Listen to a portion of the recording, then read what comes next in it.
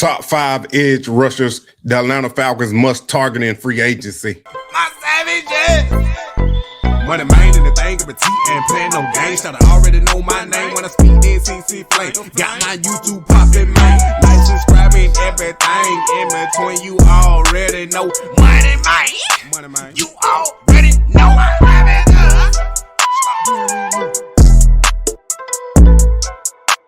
Welcome back, my savages. Hit that like button, subscribe, and share, and tell your friend about the Dirty Bird Savages, man. We back on this thing, and I'm telling you, man, free agency is about to open up. Early tampering starts Monday, March 9th, and then the Falcons will have their chance to get their hands on a few of these edge rushers.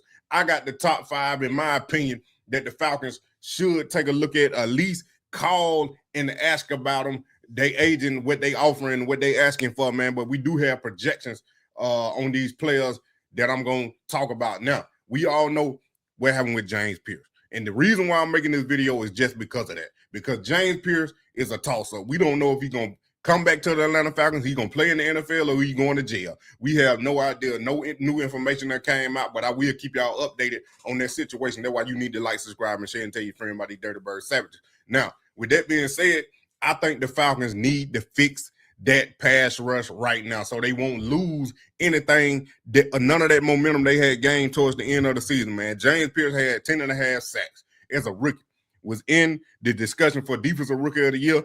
To have traded back into the first round to draft him, and now you don't have a first-round pick in this year's draft, in the 2026 draft, I think you need to fix that right now. Don't put a Band-Aid on it. Try to find the best player available, at least for 1 year, until you can have all your picks, your first round all the way to the 7th round in the 2027 draft. Because I'm be honest, this class, I think this 2026 class is deep with D linemen. Edge rushers, I don't know, but I know interior D linemen for sure. You know what I'm saying? So that's why I'm doing the top edge rushers right now, because I think, like I just said, the Falcons need to fix it right now so they won't lose no kind of momentum. First up, we got Trey Hendrickson. Now, I know y'all talking about MONEYMANE. Nah, we can't get it for him. We can't get him. $25.4 million a year on a 2-year deal for $50 million, man. Look, I know the Falcons can't get him. You need to try. You know what I'm saying? See, can you work the numbers? See, can you, where you going to get some more cap space? Because I told y'all, man, I created $52 million worth of cap space for the Atlanta Falcons. Now, if Ian Cunningham do it, I don't know. But he already done made one of the moves, well, 2 of the moves I had already did on that video. So $25.4 million is doable for Trey Hendrickson if you signing him to a 2-year, $50 million deal. Now, I'm gonna be honest, man. I don't think he's gonna want a 2-year, $50 million deal. Just being honest. I think he's gonna try to have at least a 4-year deal close to $100 million. You know what I'm saying? That's what I'm thinking he's gonna be looking for, because if you look at the stats, even though this year was an outlier, he only played 7 games and he had 4 sacks. But the years previous for Cincinnati, he had 18, and then 18, and then 8, then 14, and then the Saints, he had 14. I'm just saying, man, a dude that's putting up these type numbers and still kind of in his prime, and you can get him, you need to go ahead and take that shot. Now you done solidified your edge rusher, and you ain't got to go back in the draft to find him. Even though, like I said, man, it all depends on what happened with James Pierce. But I think Trey Hendrickson should be on the Atlanta Falcons radar just because of those numbers right there, man. And I'm telling you, the Falcons have been searching for an edge rusher since John Abraham. I'm just being honest. Since John Abraham and Patrick Kearney. Them the only 2 edge rushers that I remember that the Falcons actually had that was productive. They tried Dwight Freeney, but he was on the back end of his career. He was about to retire. He wasn't the same player that he was with the Colts. So what I'm saying, yeah, I'm a real Atlanta Falcon fan. Yeah, I know y'all talking about it. Leave a comment down below. But like I'm saying, they need to go ahead and fix this now. I don't want to put a Band-Aid on it, man. We've been waiting at the Falcon fan. We've been waiting for the Falcons to get an edge rusher. We got all excited with James Pierce now. He done took all and snatched all our hearts away. And the Falcons need to fix this thing now, and I think they're going to do it. But moving on to the next one, we got Malcolm. I ain't even going to put out that last name, but the only reason why I got him on here, y'all like, MONEYMANE, who is this? We don't even know who this is. Hey, look here. All I'm saying is the numbers. the price numbers at 9.9 million, 2 years, 19 million ain't too bad to take a flyer on a guy that's been okay at the defensive end. And you just, like I said, you need to fill that void ASAP so you can have a bridge player before you get your first round pick and potentially draft another edge rusher next year in the 2027 draft or down the road. But I'm just saying right here, man, Malcolm at 9.9 million is not too bad if they create that cap space that I had showed them.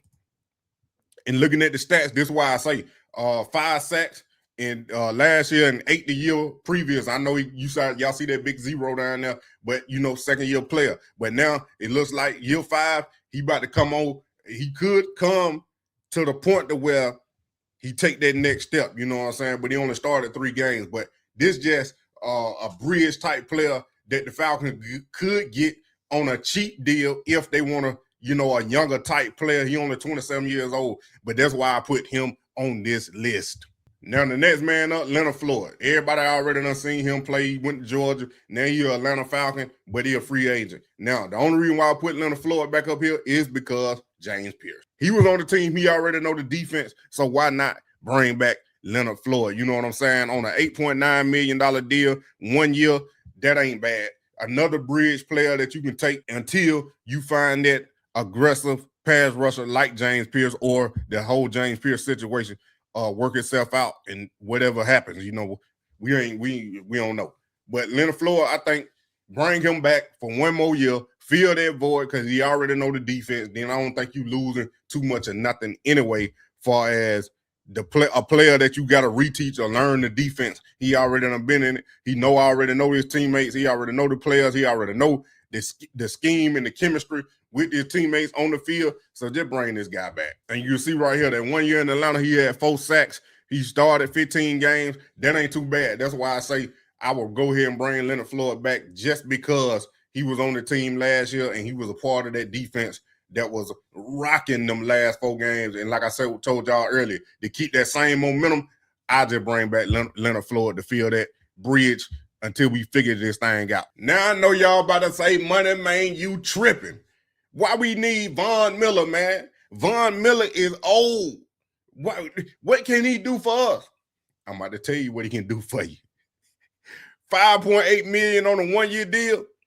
I'm just going to go ahead and jump to the stats. The man, 37 years old, started 3 games for Washington Commanders, but had 9 sacks. You tell me what 37-year-old having 9 sacks in a season and can still get to the quarterback. Why would you not want Von Miller?